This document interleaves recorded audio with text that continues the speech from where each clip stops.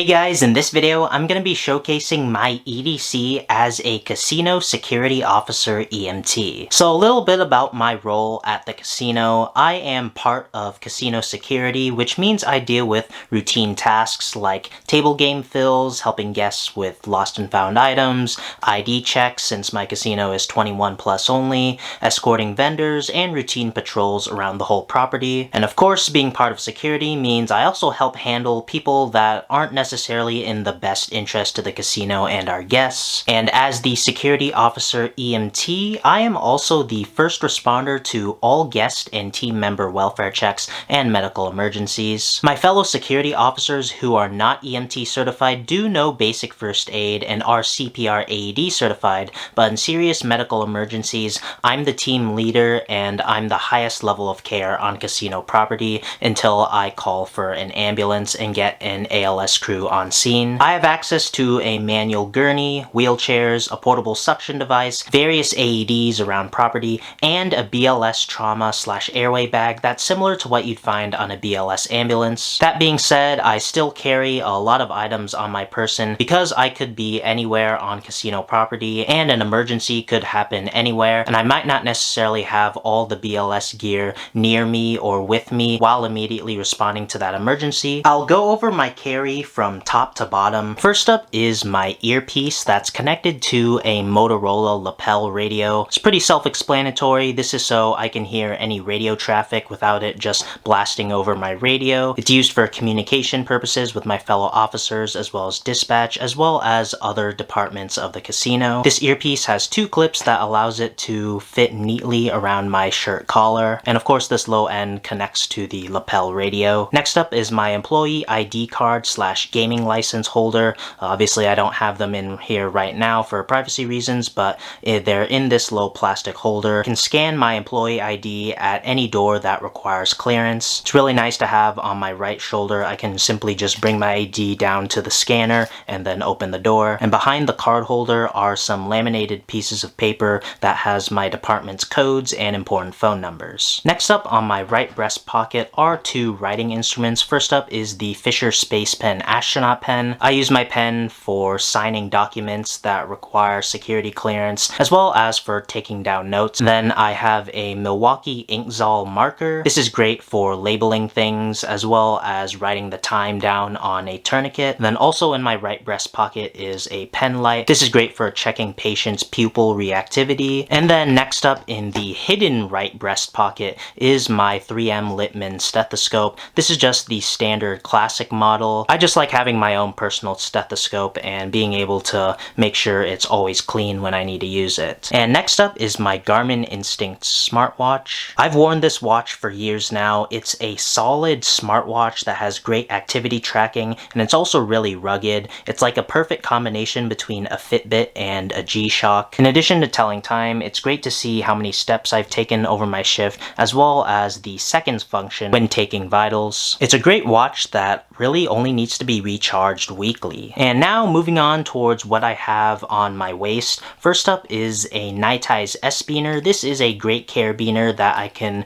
put my keys on that also has locking gates. And then the other end with things I actually need to access and take off of, I can take off the item without worrying of the entire carabiner falling off the belt loop. At the bottom gate is a handcuff key, obviously to my handcuffs. And then at the top gate is my Surefire Sidekick. I like having a flashlight at my waist that I can easily access and use, and then simply let it dangle when I don't need to use it anymore. And then even then, if I do need to use the flashlight to say maybe check a car in the parking lot, I can still remove it from the carabiner. And then the next thing on my belt is a set of Microtech steel handcuffs in a nice belt holster. These are pretty self-explanatory. On casino property, as a security officer, we are allowed to make arrests and detain people who are being disorderly, but because we work together with tribal police and sheriff, we usually aren't the ones detaining people, but I do have a set of handcuffs just in case. They're pretty simple and easy to use,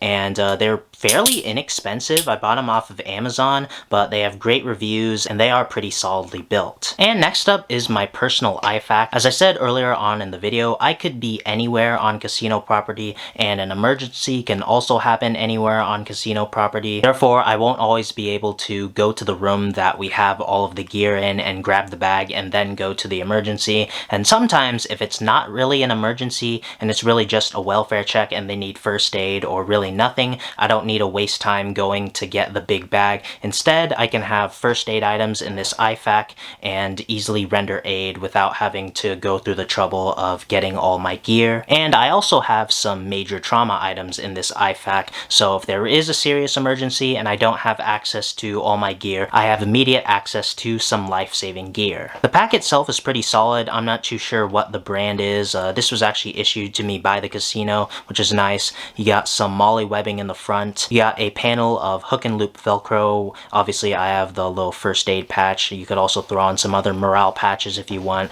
And then you also get the MOLLE loops in the back, as well as a carabiner-like hook system at the top. And then you got dual zippers as well. And then on the very outside in the MOLLE webbing, I carry my trusty Leatherman Raptor Rescue shears. These are great for cutting clothing, as well as cutting bandages. And in addition to being solid trauma shears, you also have a ring cutter in the back. You do have a small 5cm ruler on one of the blades. And then when folded up, you have access to an oxygen tank wrench, a rescue hook, as well as a carbide glass breaker.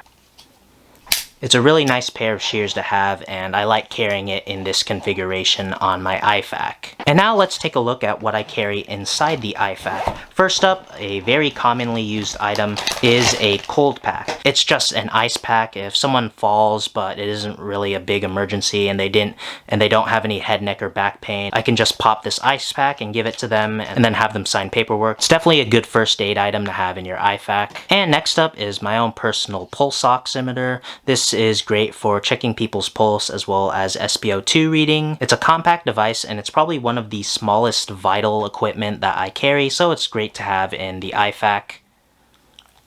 Continuing on with the first aid items is a Ziploc bag filled with assorted bandages in various sizes. If someone has a small cut that doesn't really have any bleeding and it's really small, I can just give them a band-aid and go about my day. Obviously, these are great for small cuts that don't really have any bleeding and aren't too big. I have 2 more Ziploc bags with first aid items. I have a pack of alcohol prep pads as well as a pack of burn cream. These are great topical items to have on me without having to always grab the big BLS airway trauma bag. And now I'm gonna move on to the life-saving and more heavy-duty items. First up is probably one of the most versatile trauma items you can carry, and that's just a roll of standard gauze. This can be utilized for wound packing. It can be utilized as a pressure dressing. This is great for head wounds and maybe even holding a cold or hot pack. It's also nice and compact.